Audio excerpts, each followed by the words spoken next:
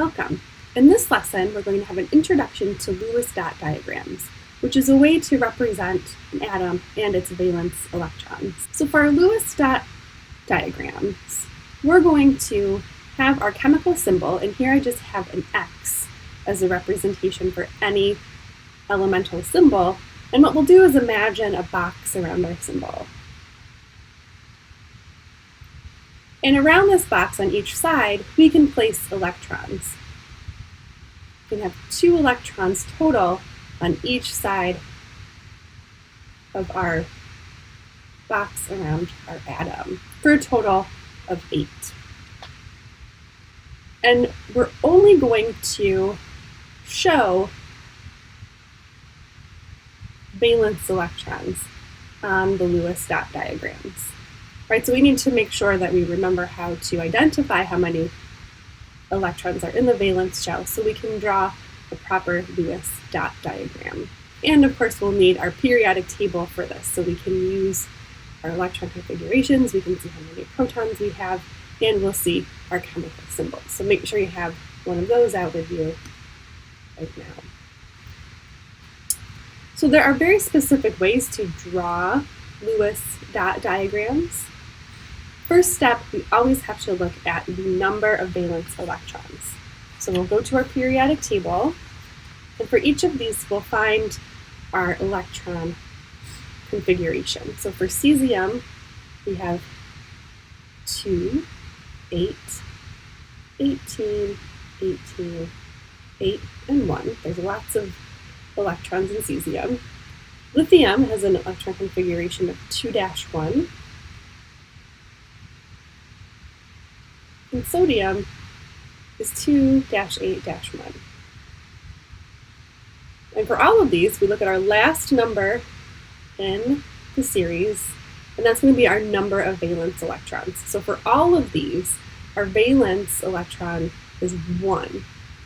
And on our Lewis dot diagram, we'll take our chemical symbol and draw a dot to indicate 1 electron. Right, so this is just an X. It can represent any of these atoms. We can also take a look at these 3 elements. So we've got magnesium. It's got a valence electron number of 2. Calcium also has 2 valence electrons. And strontium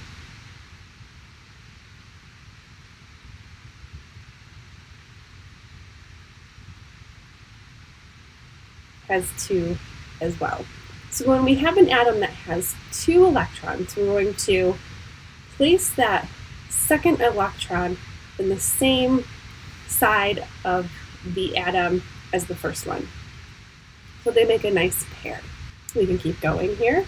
So aluminum has an electron configuration of 2-8-3. Gallium is 2-8-18-3, and indium is 2-8-18 and 3. Right, so we've got 3 valence electrons in each of these. So to fill out our Lewis dot diagram for something with 3 electrons, we'll have 2 electrons on one side, and then we'll go to an adjacent side right next door and do a single electron there. For carbon, our electron configuration is 2-4, silicon is 2-8-4, and germanium is 2-8-18 and 4. Right, so all of these have 4 valence electrons. And the rules for 4 electrons is a little bit different than the ones we've seen already. So if we have 4 valence electrons, we're going to place 1 electron on each side of the symbol. 1, 2, 3, 4. Nitrogen has a configuration of 2-5. Phosphorus is 2-8-5. So we've got 5 valence electrons. So for this one, we can kind of follow the rules for 4 electrons with 1 electron on each side, and then we'll pair one up. Oxygen has an electron configuration of 2-6. Sulfur is 2-8-6. So we have 6 valence electrons. So we'll place one on each side, and then we'll pair them up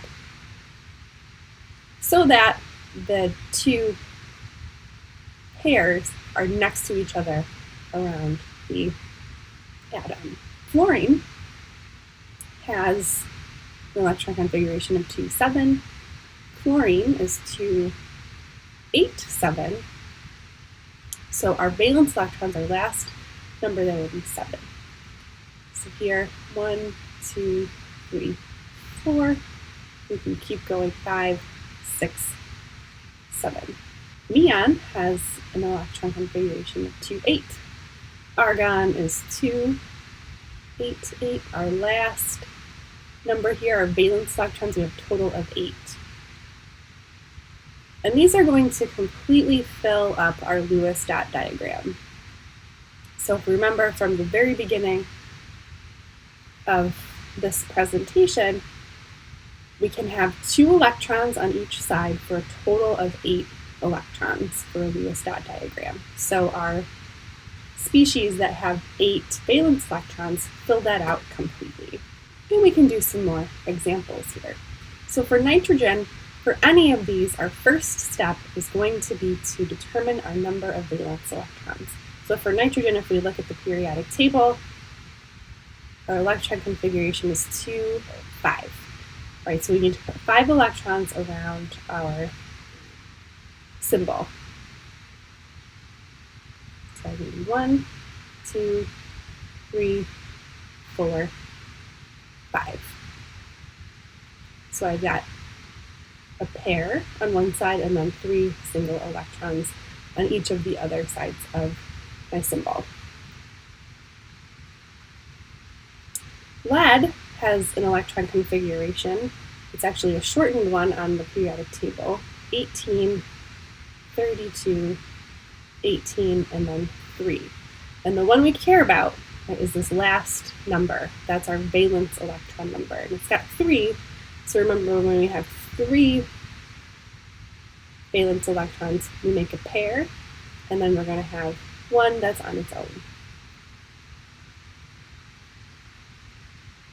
Strontium, again, we start with the valence electron configuration, 2, 8, 18, 8, and 2.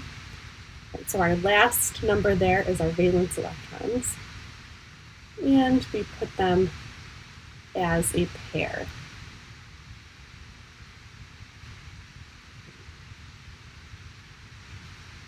Iodine has an electron configuration of 2, 8, 18, 7. Our last number here is a valence number of electrons.